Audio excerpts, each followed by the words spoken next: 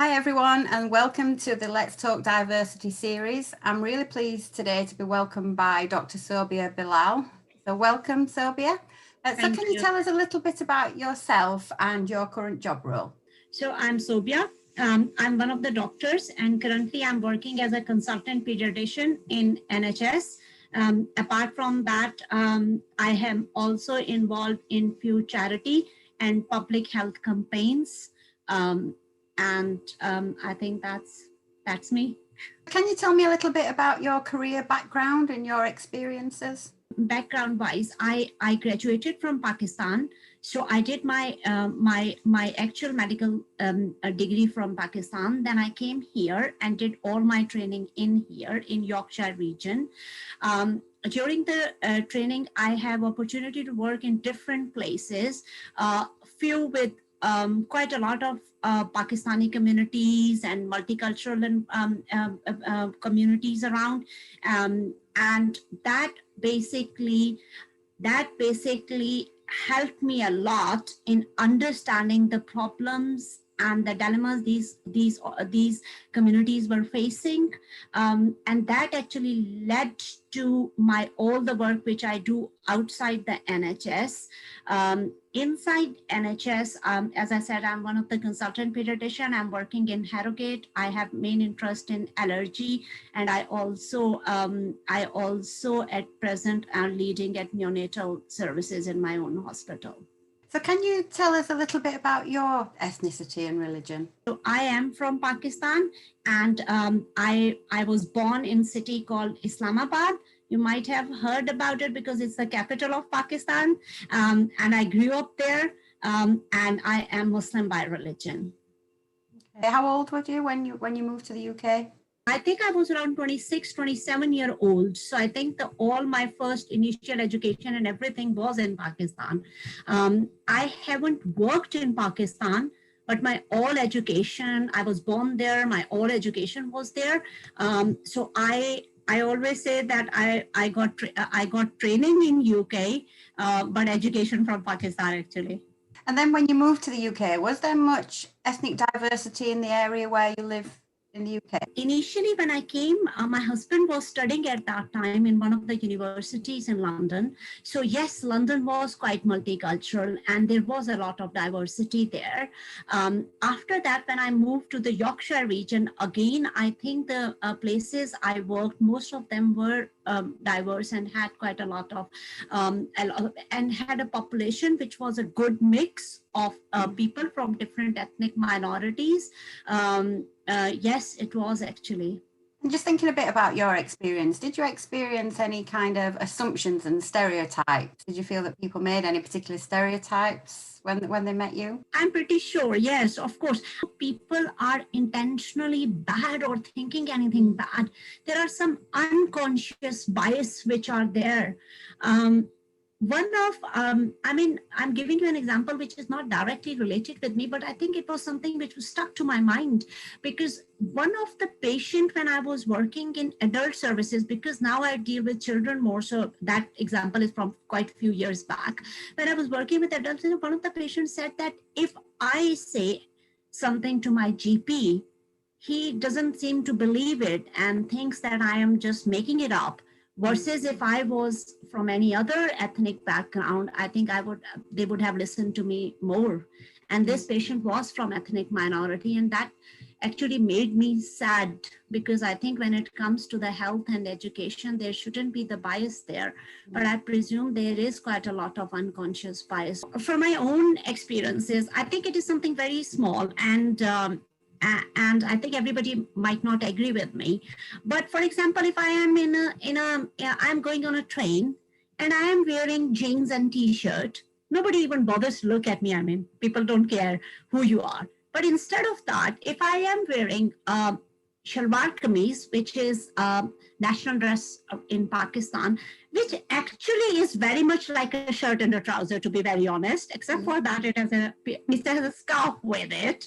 You don't necessarily put on the scarf on head. You can just put as a scarf around your neck. People look at you very differently. And then I feel, or I felt, that there is an assumption at that time, if you are wearing shalwar and kameez, oh, she must not be able to speak English. She wouldn't understand. So suddenly I noticed that few times when for various reasons I was wearing shalwar kameez on a public space, people start speaking with me very slowly so I'm able to understand what they are saying. And I think they are very kind people because they are trying to make me understand, versus if same me on the return journey wearing t-shirt and the jeans, nobody will do that for me. Yeah. So I think that is a small example, but that just tells that there are some unconscious bias in the mind based on our appearance, based on accent, based on based on a lot of things which are not even important actually. You've had a very successful career. Do you think your ethnicity has played a part in that? Do you think do you think it's been challenging in terms of certain opportunities, or have you not? Has everything been quite straightforward? Put it this way, I was really, really lucky that every supervisor I got when I was training doctor, we all have 2 supervisors or sometimes just 1. All the supervisors I got, they were the reason what I am today. They helped me, supported me, polished me, just helped me in every step of the career, without fail. I can't even think of one supervisor or person who hasn't supported me throughout my career. And that's why I'm so proud of NHS. Actually, the way the environment is, the way they don't see which ethnicity you belong to. As long as you're a hardworking, honest worker, they respect you, they care for you. However, I want to quote one of my supervisor who is my role model. I'm not going to take his name only because I haven't asked him if I can take his name. He is my role model and he changed a lot of things for me in life. On the moments when I was really low, he was the one who encouraged me to get up and carry on.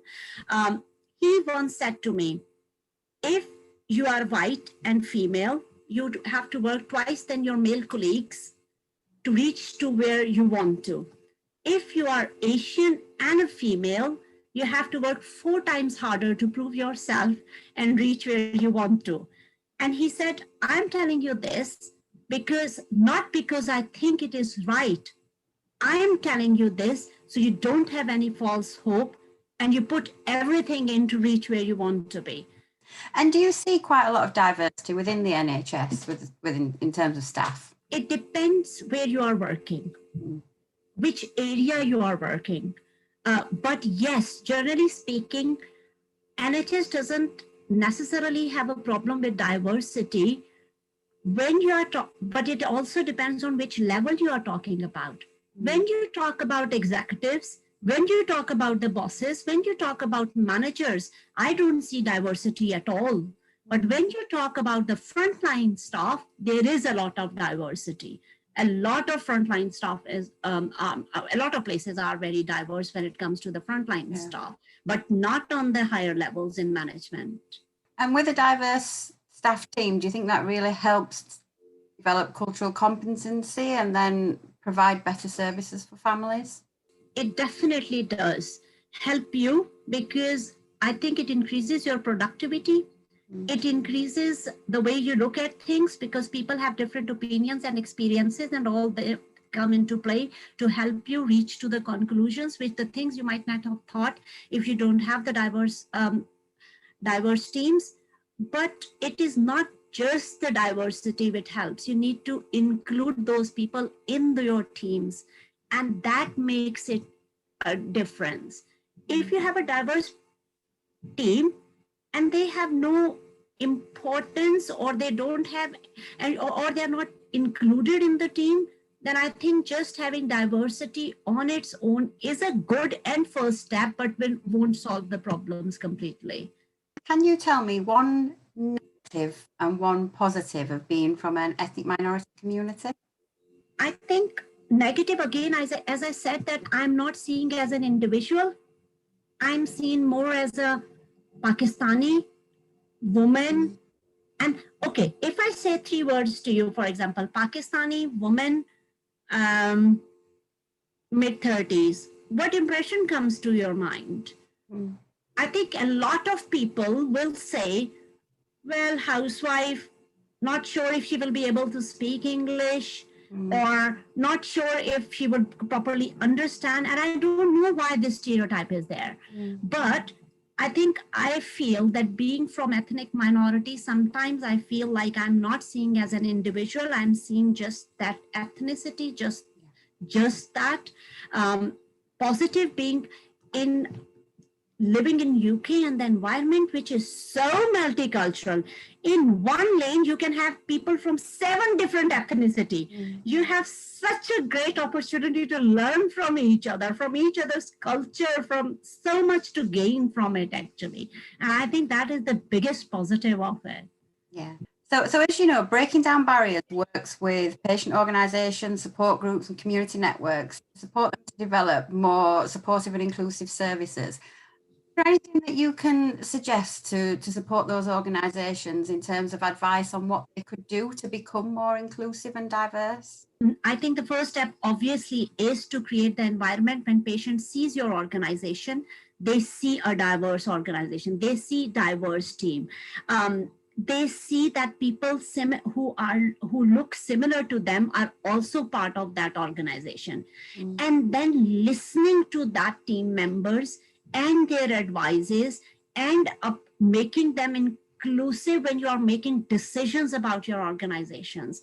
I think that will make the difference. What I see at the moment, we have few organizations which are from where everybody is from Asian or from ethnic minorities, and then fewer organizations where there is nobody from the ethnic minority, and they all of them are working separately. I think we need to create a bridge between these organizations, because the experiences of both of them will be different, and combining these experiences will help us get into those communities much more, rather than working like this, which is not going to help, because I think people will be scared or to take help because they will fail to trust you. They will fail to believe that they are part of you. Or you will be trying really, really hard to actually help them. They will not be able to see that they are part of you, actually. And I think that is very important. And can you tell us a bit about your experience of being part of Breaking Down Barriers and as a member of the advisory board? I always say this, and I will carry on saying this. I am honored to be on the advisory board of Breaking Down Barriers, and I think I feel so proud of you all. And there is one of the I think we were discussing this in past as well, but I have said that quite a lot of time. I think the strength of Breaking Down Barrier is not just the diversity, it is including us in the teams. When you first approached me, I think you said to me, I want you to join, and we had a meeting and we discussed that. I was really happy to join, but inside me, I was worried that I might be the only person from ethnic minority in the advisory board. Does that mean that my voice won't be heard? Does that mean all the time I will give to the team, it will be wasted because I'll be the sole voice? There will not be any other voice there. But I think since I have joined you, I can see what actually inclusion means, how it is actually properly done. Because from the first time I joined you to the first conference I attended, when I was coming to the conference, I wasn't entirely sure how it will be. Will I feel very lonely? But honestly, the way you guys do it is the way to do it, because you included me in every possible thing. Not for 1 minute I felt that I am not part of you. And I think that's what other organization needs to learn from you, actually, Kerry. That's what they need to learn. That how to make somebody part of you so they feel they are you, and they are heard, they are included, and their voice matters to you. And I think that's what you have done. That's so good to hear, because obviously that is very much what we're aiming to achieve. So I'm really pleased that you've had such a positive experience with us, and we rely on your experience and your involvement as well. But as you say, it's about us all working together. We all have something to bring to the table, and we're all working in ultimately to improve the of families and patients experiencing who are affected by genetic conditions. We often hear the term hard to reach, and and at Breaking Down Barriers, we tend to try and flip that on its head and often say that actually services can be very hard to access, but some families do find it difficult to engage with healthcare providers and with services. Why do you think that it's difficult for some families? This was discussed recently quite a lot in few meetings because of the resistance regarding COVID vaccine. So we were talking about the same factors. Why there is a people are reluctant to engage with the health services, and as you said, with the organizations. I think in my personal opinion, the first thing is about the trust. I think nobody has ever tried to build that trust in them and the faith so they believe in you. So I think there is a lack of trust on those organizations and health services. And again, the reasons why there is a lack of trust, I believe the lack of trust could be because of their previous experiences. As I said, even me being a doctor, if I can feel sometimes vulnerable just because of my ethnicity, I can imagine how others will feel who are not from healthcare profession, where they have idea about the healthcare system and things. I'm pretty sure they must be feeling quite scared at some places. And I think again, also, it is also about they are not able to see that they are included in decision making. They are not seeing that they are included in the organizations which are approaching them. They don't feel that they are considered as part of that organization, or their voice matters to those organizations. I think they feel that they are just somebody to which these organizations and healthcare services are trying to provide services, but nothing more than that. They see it as a tick box exercise. I asked one of the parent whose child has genetic conditions and due to which they have disabilities, and we were talking about cousin marriages and consanguineous marriages. And what he said to me, that actually, Dr. Bilal, nobody has ever discussed this with us before this child was ever born. Nobody has ever said to us that this could be a problem. Nobody even asked us that why we want to marry cousins, not health professional, not somebody outside the health professionals. So I think that these are few factors: lack of the trust, lack of inclusion, lack of making these communities part of the decision making, I think plays a huge role in this. And you mentioned genetics there, and obviously genetics can be quite complex.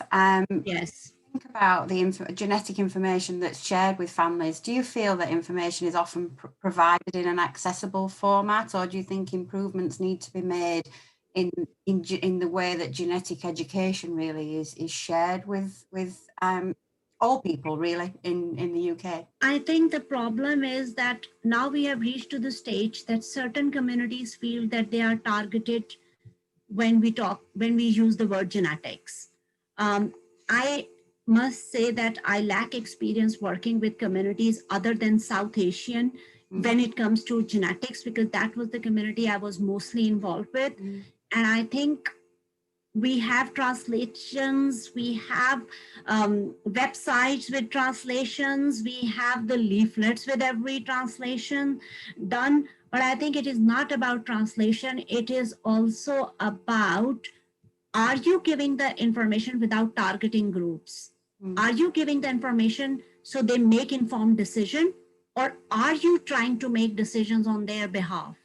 I think they feel that decisions are made on their behalf rather than giving them informed choices so they can make decision which they think is best for them. And I suppose linking that back to what you said about people making assumptions as well, if people Exactly. that people are making assumptions about them and their family, when Yeah. genetics and the very difficult choices that some families have to make, you know. Yeah.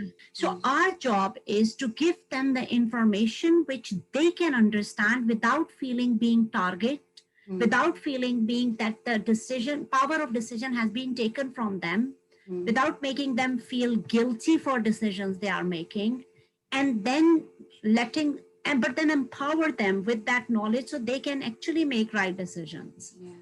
You know, Sobia, I've got a son with a genetic condition, and when I think back to the point when we received the diagnosis, I remember those feelings of guilt, and because Yes. I just saw that I'd passed on these genes to my son, and I felt that all that was my fault. So then, if to add in where some families are made to feel that it's because they married a close blood relative, that had that had an impact as well. I imagine all that on top of the feelings of guilt, it just Yeah, must be absolutely. horrendous. Talking about just the ordinary peoples or doctors, you will be surprised how many times even I have seen people coming out of specialist clinic in tears because the way information was given to them, not because what information was given to them. It was the way it was given to them. Sometimes, genetic counselling is so important, but, like you say, how that information is given can have such an impact, because sometimes you forget a lot of that information anyway. When you walk out of a room and you've been given that much information, you forget a lot of that. So if you often remember how you felt at that point in time, and if somebody told you something and you remember that's what made you feel that way, that'll have an impact on how you access services and things in future, I imagine. You're so right. Actually, most of the time, what remains with you is how you felt at that time. That's very true. And I think if even one experience can break the trust on all the health services or organizations, even one experience can damage the trust so badly. So I think it is highly needed that we address the way we give the information rather than what information we are giving. I see most of the people are quite happy to get any information as long as we are not giving it in a wrong way. One little message which if I can kindly give, which is when we are talking about diversity, don't think that just bringing the people from other ethnicity will make your team a diverse and a successful team.